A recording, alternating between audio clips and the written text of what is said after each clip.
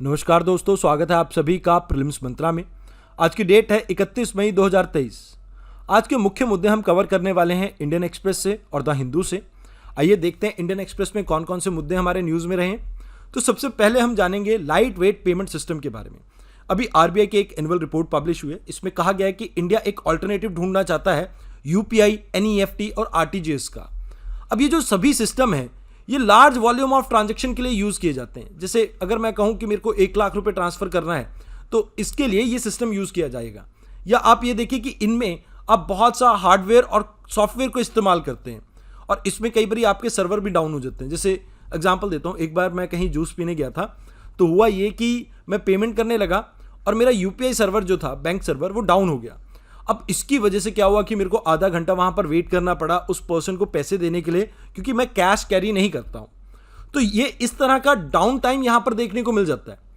अब ये जो सिस्टम है बहुत ज्यादा कॉम्प्लेक्स है, क्योंकि बहुत ज्यादा इसमें हार्डवेयर और सॉफ्टवेयर आपके इस्तेमाल होते हैं। तो इसी को थोड़ा हम दुरुस्त करना चाहते हैं। हम चाहते हैं कि एक लाइट वेट पेमेंट सिस्टम को हम जनरेट करें।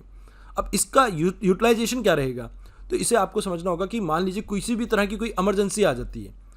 मान लीजिए हम चाइना के साथ वॉर पे जाते हैं, हमारा कम्युनिकेशन सैटेलाइट नहीं चल रहा है या कम्युनिकेशन सिस्टम नहीं चल रहा है, तो उस समय अगर हमें कोई पेमेंट करनी हो तो उसमें ये आपका सिस्टम मदद करेगा। या आप जैसे देखते हैं केदारनाथ जैसी कोई ट्रेजेडी हो जाती है, उस एरिया में नेटवर्क ही नहीं है, तो वहाँ पर किस तरह से मिनिमम स्टाफ के साथ आप कहीं भी किसी भी समय इसको ऑपरेट कर सकें, इसके ऊपर हमारा यहाँ पे फोकस है।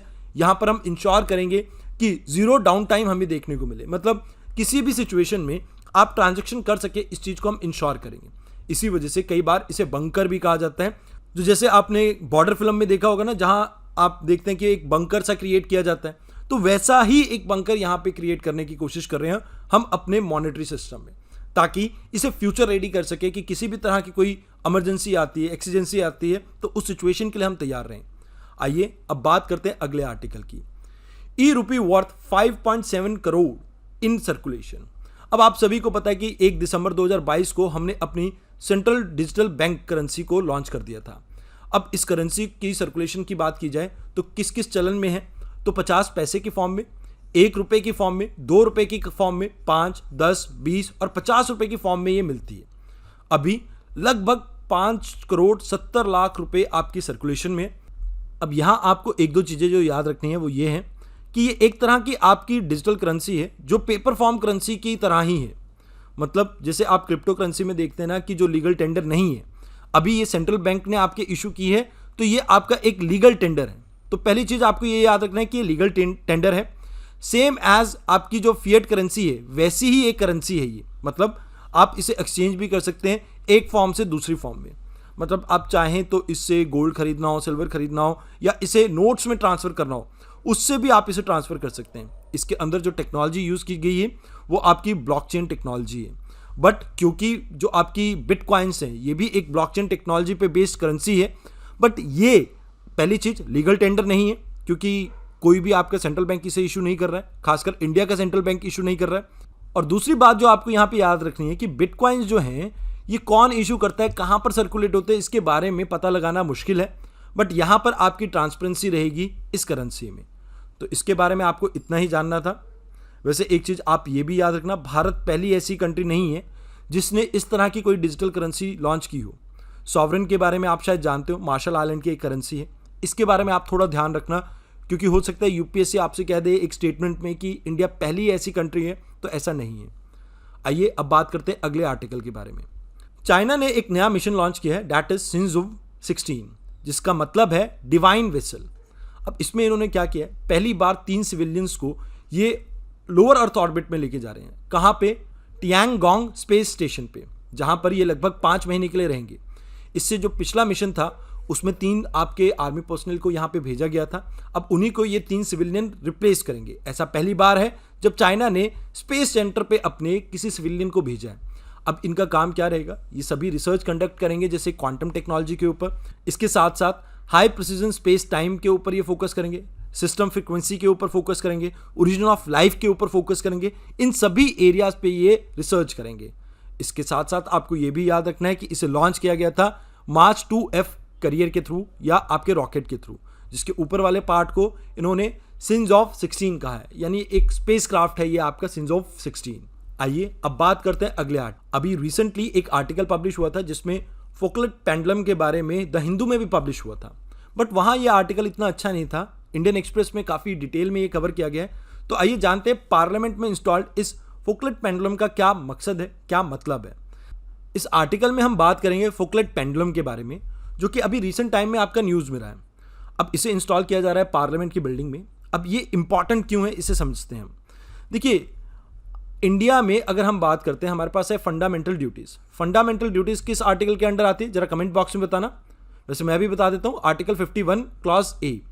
अब इसके अंडर एक आपकी फंडामेंटल ड्यूटी है to develop scientific temper, humanism and spirit of inquiry and reform.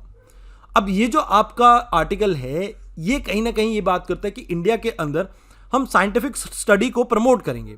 अब जब हम साइंटिफिक स्टडी को प्रमोट करने की बात करते हैं तो पार्लियामेंट से बढ़िया जगह इसके लिए कोई नहीं मिल सकती थी। तो इसी वजह से फोकलेट पेंडुलम को हमने यहाँ पर इंस्टॉल किया है। अब इसकी वर्किंग किस तरह से होती है, कहाँ से इसका नाम है, इसको समझते हैं।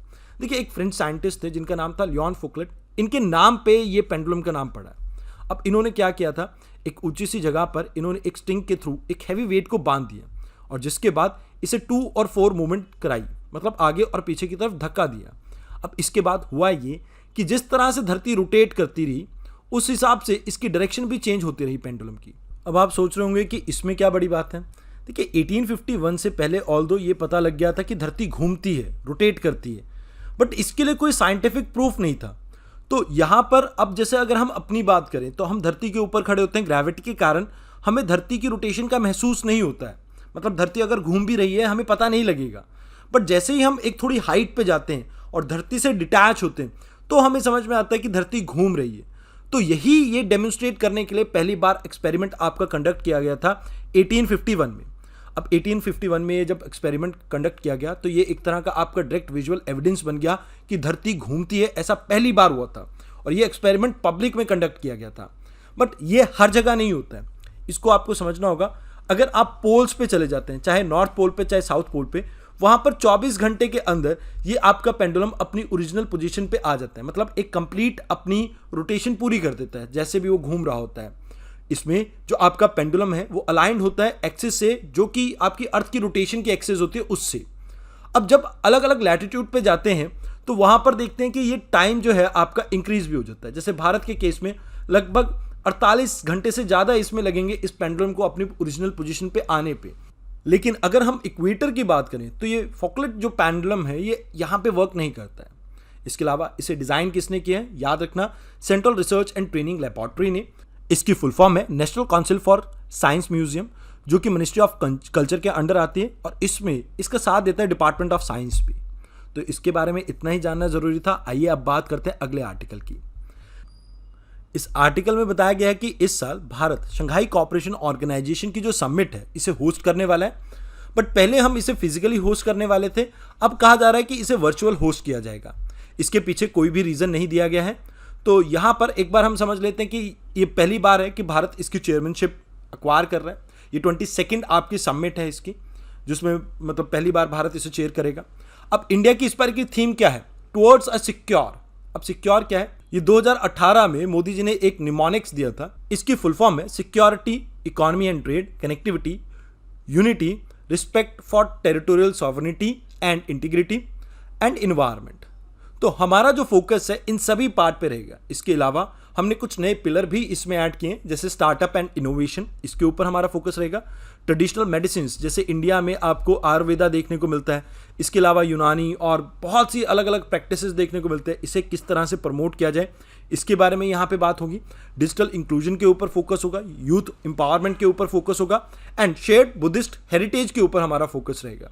यहाँ पर हम चाहते हैं कि हम पीपल टू पीपल टाई को इन सभी कंट्रीज के साथ इम्प्रूव करें, जिससे कि हमारे जो हिस्टोरिक और सिविलाइजेशन के जो बॉन्ड है आपस में उसे हम रिवाइव कर सकें।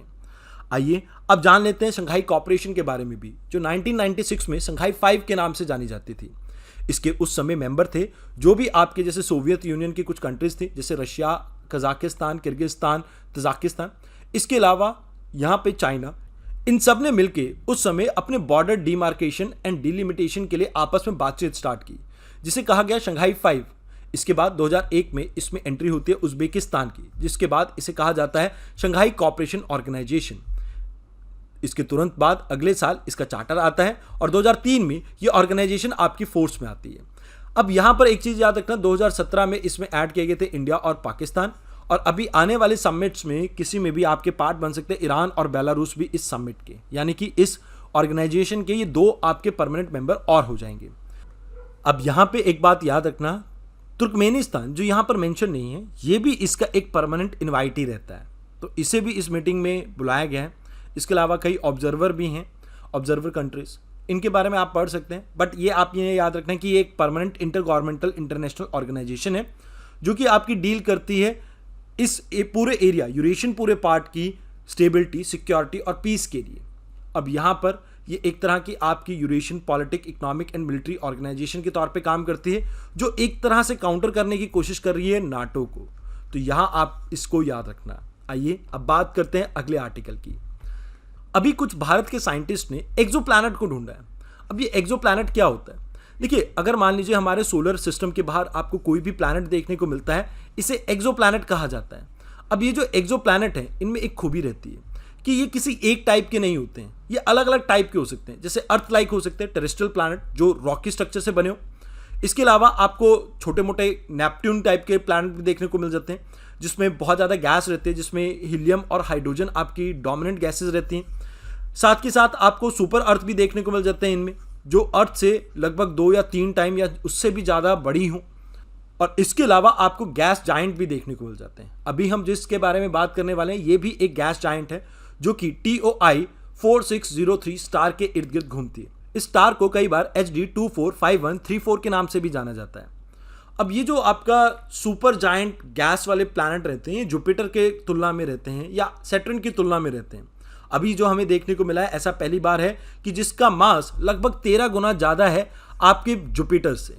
इसे ऑब्जर्व किसके थ्रू किया गया? पारस के थ्रू, जिसकी फुल फॉर्म है PRL, advance radio velocity Abu sky search spectrograph. अब इसके बारे में ये याद रखना कि ये 1.2 मीटर का एक टेलीस्कोप है जो कि आपका लोकेटेड है गुर शिखर माउंट आबू में। अब देखिए, ये जो माउंट आबू है, इसके ऊपर ये जो गुर शिखर पीक है आपकी, ये हाईएस्ट पीक है राजस्थान की। तो ये एक फैक्ट है जो आप याद रखना, हो सकता है UPSC या किसी स्टेट सर्विसेज में आपको इसके बारे में पूछ लें। आइए अब बात करते हैं अगले आर्टिकल की।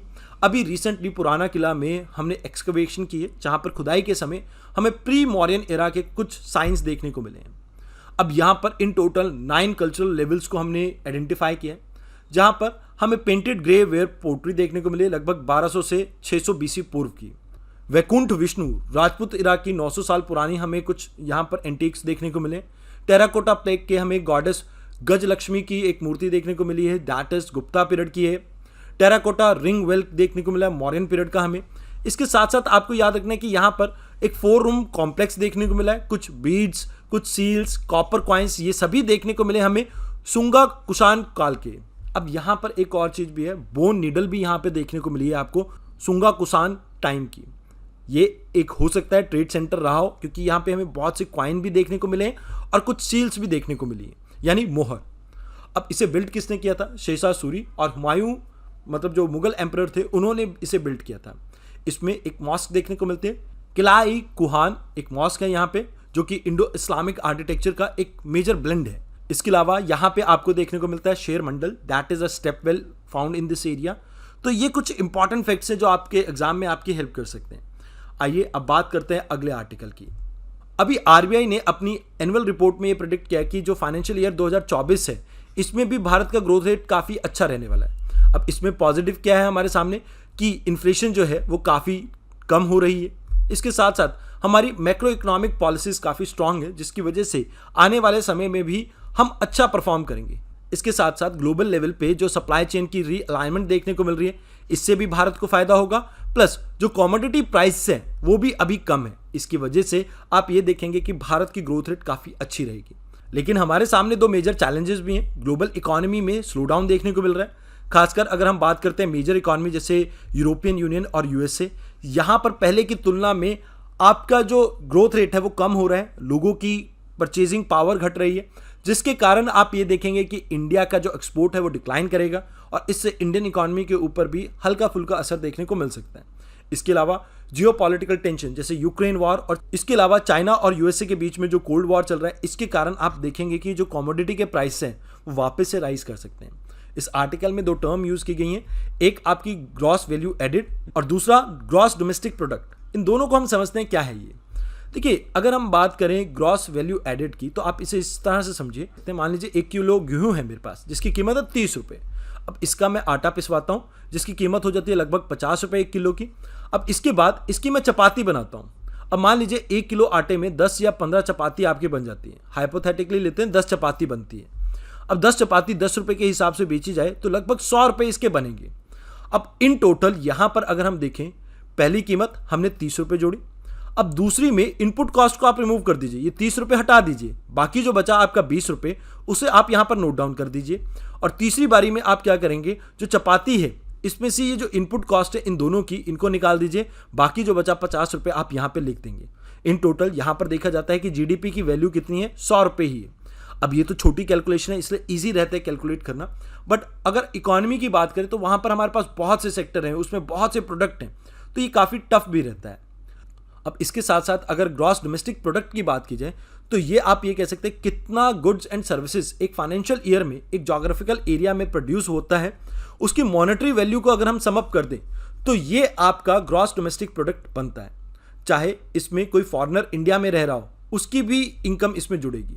जैसे एग्जांपल देता हूँ, आईपीएल में अभी बहुत से खिलाड़ी खेलने आए होंगे, इन सभी को पैसे पे किए गए होंगे। अब पैसे जितने भी पे किए गए होंगे इसमें वो इंडिया की जीडीपी का पार्ट बनेगी, बिकॉज वो भी एक तरह की सर्विसेज ही हैं। अब यहाँ पे अगर आप देखें तो आप सिर्फ और सिर्फ गुड्स एंड सर्विसेज की फाइनल वैल्यू को इसमें काउंट में लेते हैं, यानी कि इस वीट से जब चपाती बन गई, मतलब गेहूं से चपाती बन गई, तो वो चपाती के जो 100 रुपये हैं वही इसमें ऐड किए जाते हैं। तो कई बार यहाँ पर इन दोनों में डेविएशन देखने को मिलता है, तो एग्जैक्ट वैल्यू जो है आपकी जीडीपी की, इसको कैलकुलेट करने में ये हेल्प करता है। तो आज की इस डिस्कशन में इतना ही था। आई होप आपको डिस्कशन अच्छी लगी हो। आप में से किसी को भी ये हैंड रिटन नोट्स अगर डाउनलोड करने हो तो आप हमारा टेलीग्राम चैनल यूपीएससी मंच को ज्वाइन कर सकते हैं। इसका क्यूआर कोड आपके सामने है, आप इसको स्कैन करके हमारे नोट्स का एक्सेस हासिल कर सकते हैं। ये फ्री ऑफ कॉस्ट आपको अवेलेबल रहेंगे। आज के लिए इतना ही, धन्यवाद।